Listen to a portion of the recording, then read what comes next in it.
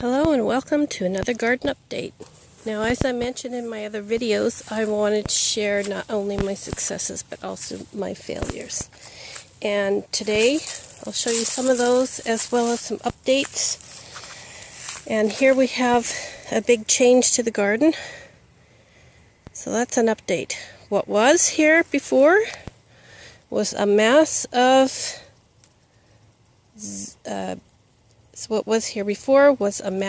squash. Time for a clip. Amazing. Okay, so you saw there that mass of squash plant that was there. What was happening was it was drowning out or strangling this cherry tomato plant. Now, this looks like a jungle there, but believe it or not, that's one plant. Have you ever seen a tomato plant this big? I haven't.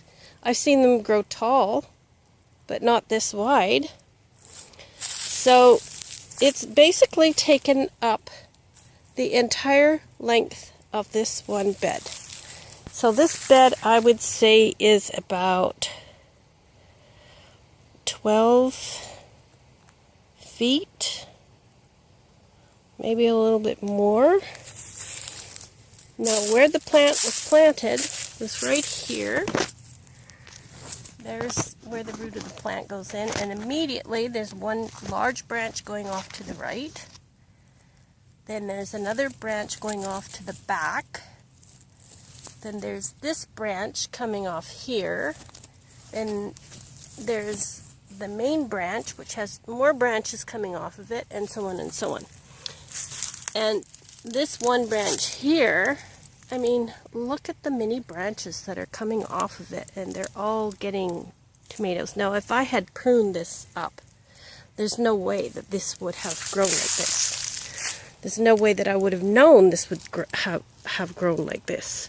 Now, this was just a potted plant that Mr. Farmer brought me. It was a cherry tomato. I don't know if I have. He didn't say what kind of cherry tomato. I didn't stick a, usually if there was a tag in it, I would have left it at the root of the plant. There is no tag. So I have no way of knowing what type of cherry tomato this is, except for it grows these wonderful little clumps of kind of teardrop shaped cherries. And there we have in the back, or sort of in the middle, we have some, one that's ripe, one that's almost ripe. I think I'll pick those two today. They're actually a good size for cherry tomato. Let me just pick those. So there we go. Those are the cherry tomatoes. Pretty big for a cherry tomato.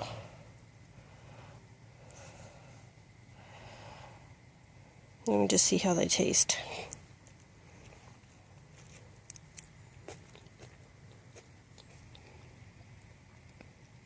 They're good. They don't have a huge amount of flavor, not like my deck tomatoes, but they're good.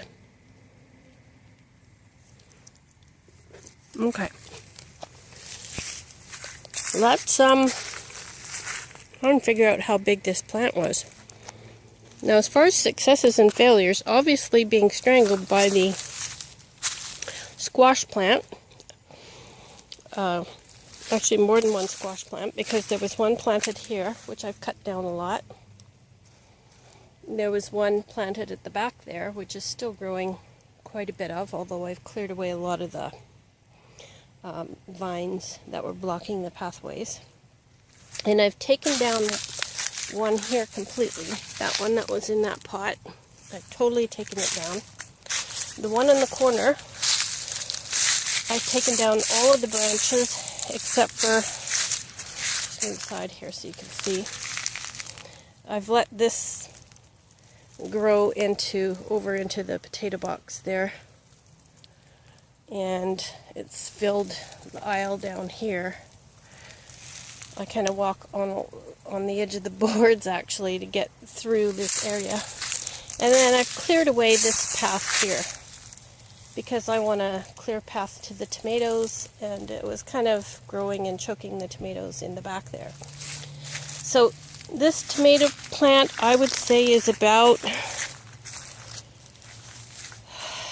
It's easy 12 feet wide. Now, if I would have staked it going up, it would have been, it's hard to say how tall it would have been because there are all these branches going out from it. I mean, this one branch here is it's a 10, 11 foot branch that's coming out from the center of the plant. The only thing I could have done differently in this situation, if I'd known how big this cherry tomato was going to grow, is trellising. I could have put some sort of a trellis in there. Plus, it would have made it easier to get in behind.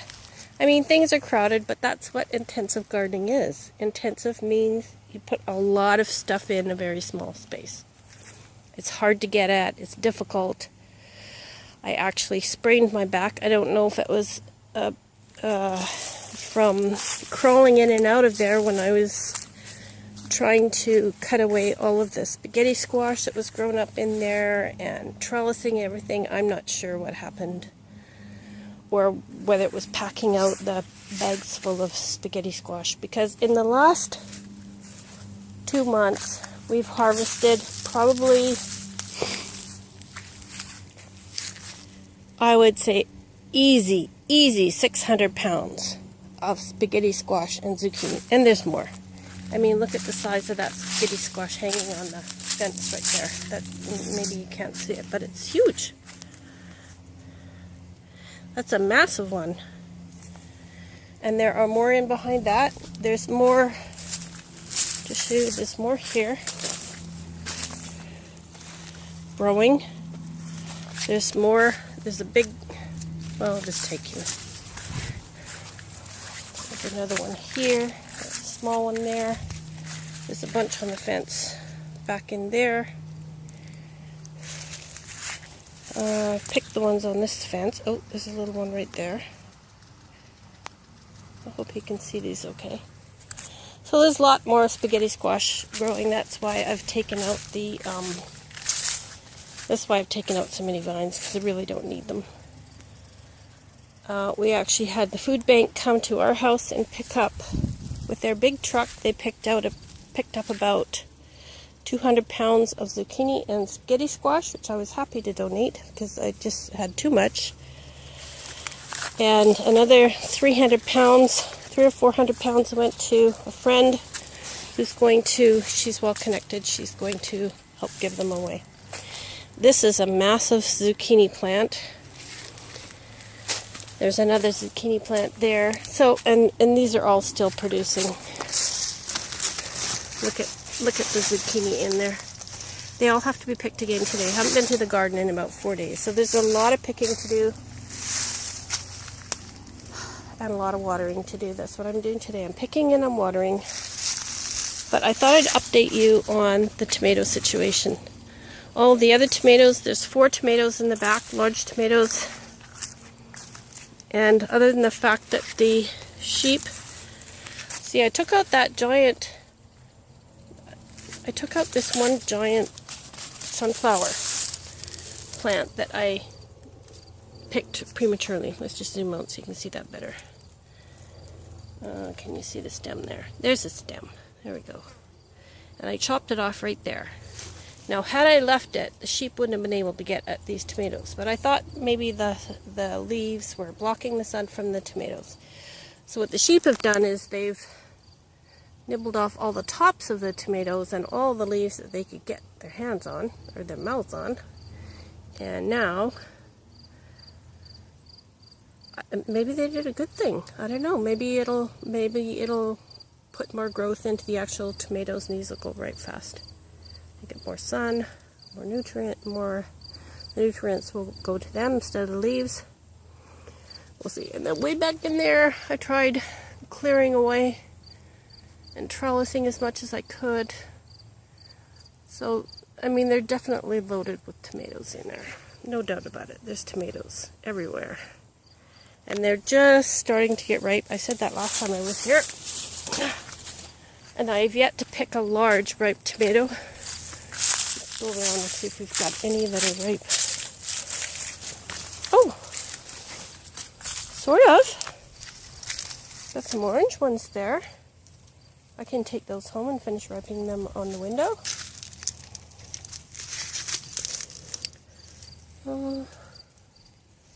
That orange thing back there, I don't know what that is. A flower? What is that? Oh, it's a... And that's where my device conked out on me. So, I'm just ending this video showing you a little bit of what I've been up to. There's some apple cider vinegar I'm making there. Some bread and butter pickles. This is a jar of pickled onions. There's a few beans in there. And some cucumbers. And then this is some blackberry syrup. We've been picking blackberries. So that's it for the garden update for today, unfortunately. Another one up soon, hopefully.